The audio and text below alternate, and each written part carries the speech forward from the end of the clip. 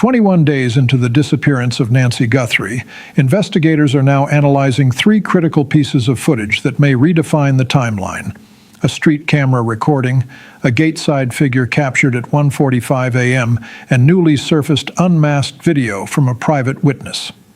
Together, these images raise a controlled but urgent question. Was this a coordinated operation executed with precision? For weeks, authorities have worked to understand how a 115 lb elderly woman could vanish from a gated community without immediate detection. Investigators confirmed that a masked individual was seen on Nancy Guthrie's porch at 1:47 a.m., disabling the doorbell camera. Around the same window of time, footage later surfaced showing a dark, late-model SUV, consistent with the silver Range Rover recently seized by the FBI, leaving the Catalina foothills at 2:15 a.m. At 2:28 a.m., Nancy's pacemaker, which was synced to an app on her phone, disconnected. That 13-minute interval between the vehicle sighting and the digital disconnect has become central to the investigation. Meanwhile, Pima County Sheriff Chris Nanos has acknowledged ongoing forensic delays involving mixed DNA recovered from the scene and from a black glove found 2 miles away. So what does the evidence actually show? And just as importantly, what does it not prove? Because the footage, when placed side by side, begins to suggest coordination, but the suggestion is not confirmation, and that distinction matters as we move into the next phase. The first development is the road footage. A local street camera captured a dark SUV traveling at speed away from the neighborhood at exactly 2:15 a.m. As it passed beneath a street lamp, the interior light briefly illuminated the cabin. Observers report 3 silhouettes visible inside. Investigators have not publicly confirmed identities. However, the timing places the vehicle's departure just 13 minutes before Nancy's pacemaker lost Bluetooth connection. Was that gap used for transfer or for signal interference? Authorities have indicated 2 possibilities. Nancy was moved beyond the 30-foot range of her phone, or a signal jammer disrupted the connection. Verification of which scenario occurred remains pending. Independent analysis has also noted the vehicle's route avoided major intersections known to have flock safety cameras, instead traveling through residential blind spots. That pathing suggests foreknowledge of surveillance infrastructure, but whether that was intentional remains a matter for investigators. Then there is the porch sequence. The masked suspect disabling the camera at 1:47 a.m. appears to align with a second figure observed at the main community gate at 1:45 a.m. That individual stood stationary, holding what appeared to be a professional-grade radio or monitoring device. 2 positions, 2 timestamps. If connected, that would imply coordination, but if not, what explains the overlap? And this is where the timeline tightens. At exactly 2:28 a.m., Nancy's pacemaker disconnected. No gradual signal loss, no staggered drop, an abrupt severing of her digital link. That moment now anchors the entire investigative clock. A third piece of footage has intensified scrutiny. A private witness uploaded high-definition video captured 3 streets away. It shows a man in his late 20s or early 30s, face visible, wearing a dark hoodie and carrying a small black electronic device. Investigators believe signal jammers may have been used to disable doorbell cameras. Whether the device in this clip matches that description requires verification. The clarity of the footage has drawn attention to a distinct mark near the man's jawline. Authorities have not publicly confirmed his identity. However, the reward for information has increased to $200,000, following an additional $100,000 from an anonymous donor. Why increase the reward now?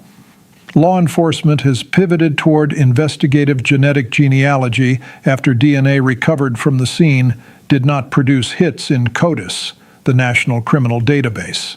That absence suggests the individual, if linked, may not have a prior record in the system. But there is a complication. Pima County Sheriff Chris Nanos confirmed the presence of mixed DNA samples from the porch and from the discarded glove found 2 miles away. Mixed DNA means overlapping biological material from multiple individuals. In practical terms, that complicates the ability to isolate a dominant contributor suitable for database comparison. Until a clean profile emerges, upload to CODIS remains constrained. This forensic bottleneck has shifted investigative focus toward family tree tracing through public ancestry databases, the same technology that previously identified the Golden State Killer. However, genetic genealogy in mixed sample cases is complex and time-intensive, weeks, possibly months. Meanwhile, another development added noise to the investigation.